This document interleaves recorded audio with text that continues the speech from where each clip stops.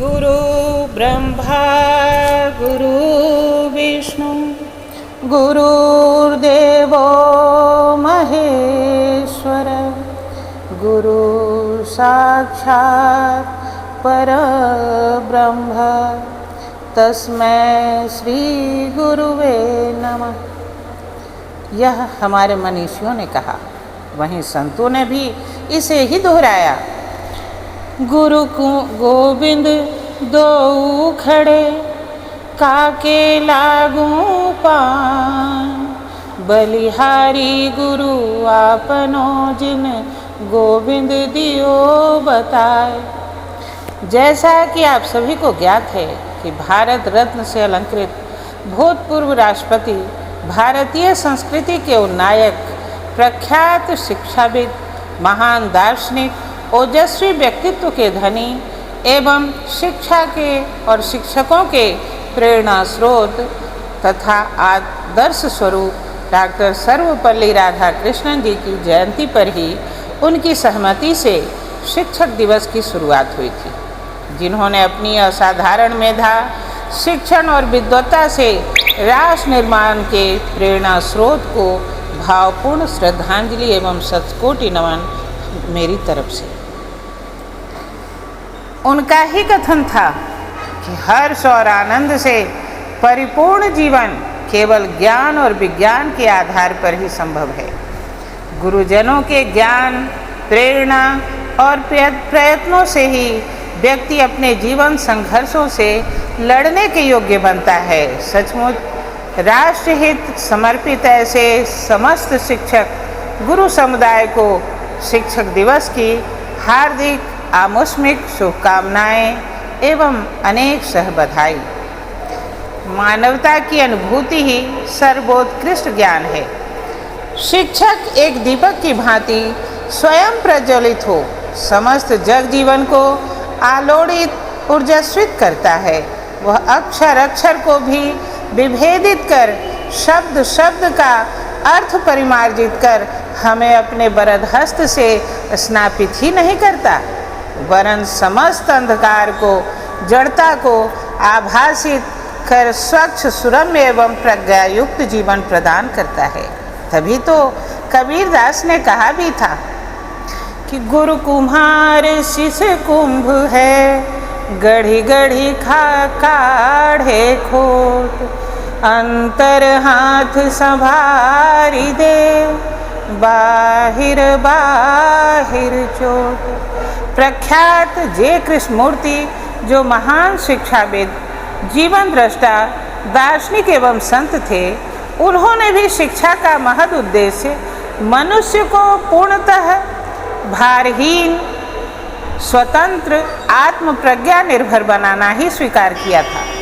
उनके अनुसार शिक्षा के ध्येय या उद्देश्य पेशेवर दक्षता, आजीविका एवं कुछ कर्म कुशलता ही नहीं, वरन शिक्षा का मूल उद्देश्य तो मानव चरित्र निर्माण के साथ साथ उसका सर्वांगीण विकास है।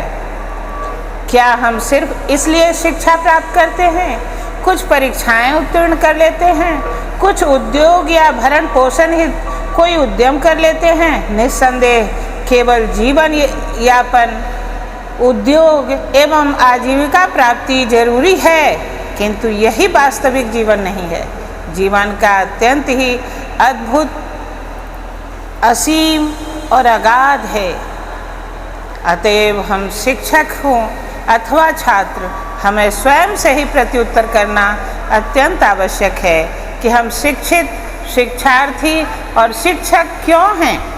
परमात्मा ने यदि हमें इस योग्य निर्धारित किया है तो उस सत्यान्वेषण, विलक्षणता, विभुता, उस रहस्यात्मकता का संवरण करें, तभी हमारे जीवन की सार्थकता एवं सन्निहितता सिद्ध होगी। वास्तविक शिक्षण का कोई समय एवं उम्र निर्धारित नहीं किया जा सकता। जन्मना से मृत्यु पर्यंत मनुष्य शिक्षार्थी, जिज्ञासु और पिपासु ही होता है, किंतु यह सद्भावना बिरले व्यक्तित्व में ही संदर्शित होती है। नहीं तो बाकियों की जिंदगी तो सुबह होती है शाम होती है, उम्र यूं ही तमाम होती है की तरह चलती है। आज विश्व में शिक्षण एवं शिक्षक की बेहतरी के लिए नए नए प्रयोग तो किए जा रहे हैं, किंतु फिर घूम फिर कर जिंदगी उसी घिसी पिटी धुरी पर घूमती रह जाती है। शिक्षक विद्यार्थी आज के परिवेश में दोनों ही समान धर्मा हो गए हैं। शिक्षक अपनी कार्य कुशलता में दक्ष एवं कार्य निष्ठा में एक निष्ठ नहीं हो पाते तो विद्यार्थी भी किसी तरह डिग्री, नौकरी एवं सामान्य जिंदगी बसर करने का ही उद्देश्य लेकर शिक्षा ग्रहण करना चाहते हैं। एक श्रेष्ठ गुरु से कम नहीं है हमारी गलतियाँ। हम ठोकर खाते हैं पर उससे सीखते नहीं, जबकि वही हमें श्रेष्ठ बनाना सिखाती है। परमात्मा की सृष्टि प्रकृति हमें सदैव तत्पर एवं कर्मरत बनाना सिखाती है, किंतु हम वह सीख ग्रहण न कर उसे ही प्रदूषित एवं स्वयं के लिए खतरा मोल लेते हैं। स्वयं का ही नहीं, दूसरे के अनुभव से भी हम सबक ले सकते हैं एवं सर्वोत्कृष्ट हो सकते हैं। स्वयं की जागृति ही हमारा सर्व प्रकारेण कल्याण कर सकती है, साथ ही समाज का भी कायाकल्प कर सकती है और अंतिम शिक्षक के रूप में आप वक्त को ले सकते हैं। आज का कोरोना काल, जिसे हमारे पुरखों ने भी परिकल्पना कभी नहीं की थी, इस दुर्योग को हम सुंदर सुयोग में परिवर्तित कर सकते हैं।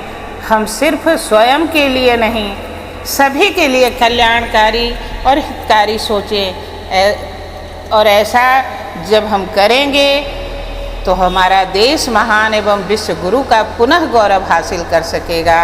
अंत में पुनः सद्गुरु चरणों में शतकोटि नमन एवं शिक्षक दिवस की सभी प्राणियों, समुदायों, चराचर जगत के कल्याणार्थ हार्दिक शुभेच्छा एवं अनेक बधाई। धन्यवाद।